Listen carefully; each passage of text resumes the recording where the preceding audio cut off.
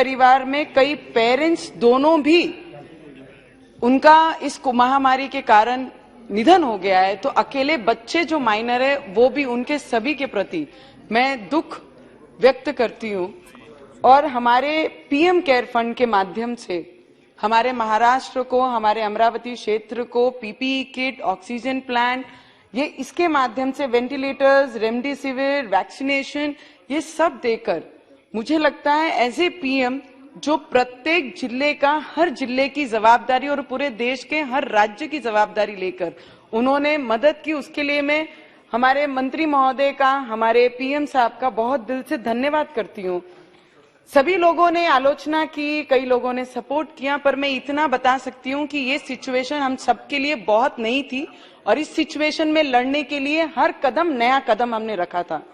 Covid के दौरान देश भर में माननीय पंतप्रधान जी के द्वारा गरीब लोगों को, मजदूर लोगों को, किसान लोगों को अन्न देकर हर परिवार को ये आश्वस्त कराया कि हम आपके साथ हैं। अगर लॉकडाउन हमने किया है तो आपकी जिम्मेदारी हम लेते हैं और आपको घर बैठे इनका पूरा ध्यान हम रखते हैं। उनके लिए मैं सरकार का और हमारे प्रधानमंत्री जी का दिल से धन्यवाद करती हूँ।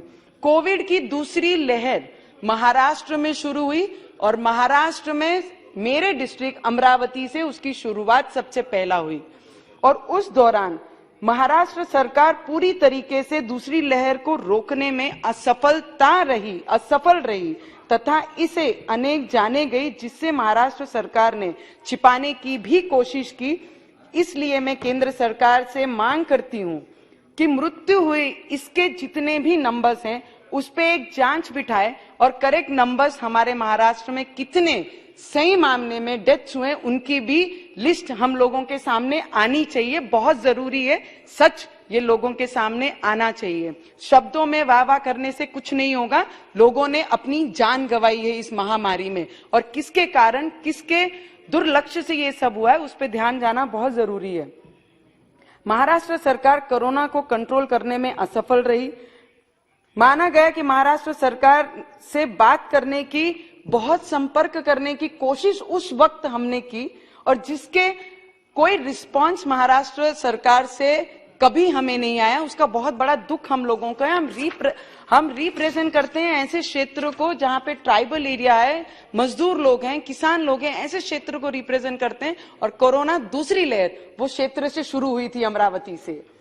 और कोविड में मैं आपको अध्यक्ष महोदय आपको मैं बताना चाहूंगी कि ये कोरोना के पीरियड में जो 1.5 साल 1 साल हमने लॉकडाउन करके हम अपने घर में रहे, हमारे क्षेत्र में मैक्सिमम ट्राइबल लोग हैं, मजदूर हैं और किसान हैं जो रोजमर्रा जाते हैं, मजदूरी करते हैं और खाना लाके अपने परिवार को खिलाते हैं।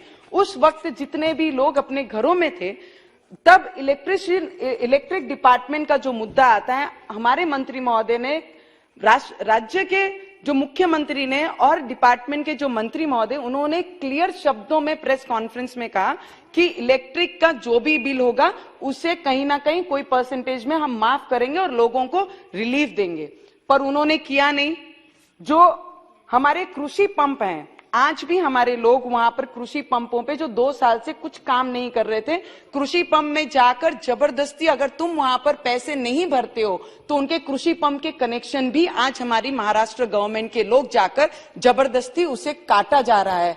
तो मैं विनंती करूंगी, कई मेरे फ्लोर लीडर, मेरे भाई मेरे से बहुत बड़े और सीनियर हैं, जो शिवसेना के फ्लोर लीडर हैं ना, उन्होंने कुछ टिप्पणियां हमारे केंद्र के ऊपर, केंद्र के सब्जेक्ट पे की है, उस पर जरूर बोलना चाहूंगी मैं।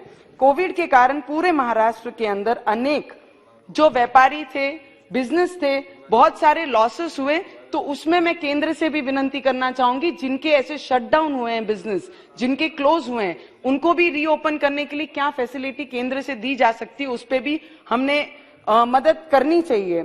अमरावती जिले में कोविड के समय बहुत सारी मंत्री महोदय, मंत्री जी आप यहाँ पर हैं, तो 100 करोड़ का आंकड़ा ऐसा दिया कि इसमें एक्सपेंस उनका खर्च हुआ है कोविड के दौरान।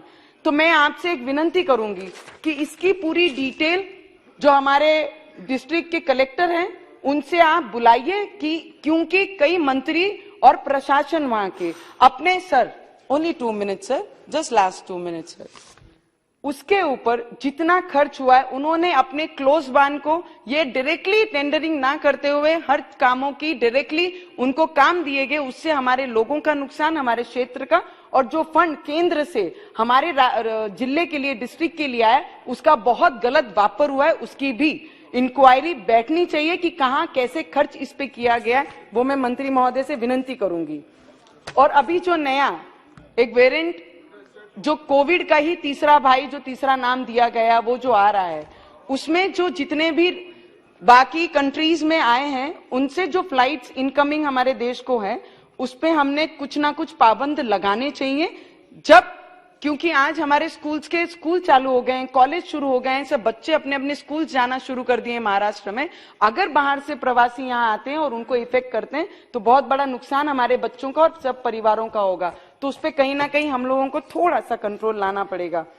और जितने भी डॉक्टर्स हैं, वार्ड इंचार्ज थे, साफ सफाई कर्मी थे, हमारे आशा वर्कर्स थी, और जितनी भी सिस्टर्स और ब्रदर्स काम कर रहे थे, मैं आपको बताना चाहूंगी मंत्री महोदय, अध्यक्ष महोदय, आपके माध्यम से, कि इन लोगों को कोविड में इनको कॉन्ट्रैक्ट बेस पर इस्तेमाल किया गया हमारे महाराष्ट्र में, और एज सून एज जैसे ही कोविड समाप्त होते दिखा, इनको यूज एंड थ्रो करके उस डिपार्टमेंट से बाहर फेंका गया। तो मैं आपके माध्यम से विनंती करूंगी, अध्यक्ष महोदय, last one line, only last lines, last 1 minute, तो उनको उठा के फेंका गया। तो उसके लिए आपसे मैं विनंती करूंगी कि उन्हें परमानेंट करके उन्हें आगे स्ट्रांग की, क्योंकि अपनी जान पर खेल के इन लोगों ने हमारी मदद की है, हमारे देश को सेवा दी है अपनी जान पर खेल के, और इन लोगों को यूज एंड थ्रो करके हम नहीं फेंक सकते।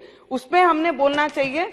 हमारे भाई ने बहुत अच्छा, फ्लोर लीडर ने अभी कहा कि कुछ टिप्पणी सेंट्रल पे की है कि भाई ये प्राइवेटाइजेशन पे बात की गई है। मुझे इनसे पूछना है, एज ए महाराष्ट्र की एक नागरिक और महाराष्ट्र के एक डिस्ट्रिक्ट को रिप्रेजेंट करती हूँ, हमारे पिछले 21 महीने से हमारे एसटी कामगार पिछले 1 महीने से वो मुंबई में एक मैदान में बैठे हैं, आजाद मैदान में, और हमारे जिले में अलग अलग डेपो पे बैठे हैं। ये पूरे देश भर के प्राइवेटाइजेशन के बारे में बात कर रहे हैं। पहले आपने ये बताना चाहिए कि महाराष्ट्र में जो एसटी कामगार इतने दिनों से और 50 लोगों ने जान दे दिए, उनके ऊपर क्या कर रहे हैं। आप देश की चर्चा ना करते, मेरे मराठी भाई बहन जो रोड पे बैठे हैं एसटी कामगार, उन पे हमने बात जरूर करनी चाहिए। ये मैं आपसे विनंती करूंगी। Sir, last member Rampreet Mandal, last line, की बढ़ोतरी उनके सैलरी में। मैं आपको, अध्यक्ष महोदय, नवनीत जी प्लीज कंक्लूड। अध्यक्ष महोदय, लास्ट लाइन। यस अध्यक्ष महोदय, ये बता रहे हैं कि जो 5000 बढ़ाए हैं, उनके कंपैरिजन में 20 जो मुंबई में चलती, उनके 40,000 रुपए सैलरीज हैं, और ये लोग जो 18 साल से, उनकी 18,000 रुपए सैलरी है। तो कंपैरिजन कहीं ना कहीं होना चाहिए। मैं सिर्फ मंत्री महोदय से यही विनंती करूंगी कि जिस तरीके से वैक्सीनेशन हम कर रहे हैं, वैक्सीनेशन के लिए हमारी भी जवाबदारी बनती है। जो वैक्सीनेशन पे टीका टिप्पणी कर रहे हैं, हम अपने क्षेत्र में हम अपने क्षेत्र में वैक्सीनेशन के लिए अपने तरीके से हम उसे पब्लिश कर रहे हैं कि वैक्सीनेशन लेना बहुत जरूरी है। जब एक डोज लिया, दूसरे डोज के लिए कोविड खत्म होने लगा, धन्यवाद। सभापति महोदय, कोविड-19 पर चर्चा में भाग लेने के लिए जो आप अपना अमूल्य समय दिए, उसके लिए मैं तहे दिल से शुक्रिया अदा करता हूं, धन्यवाद देता हूं महोदय।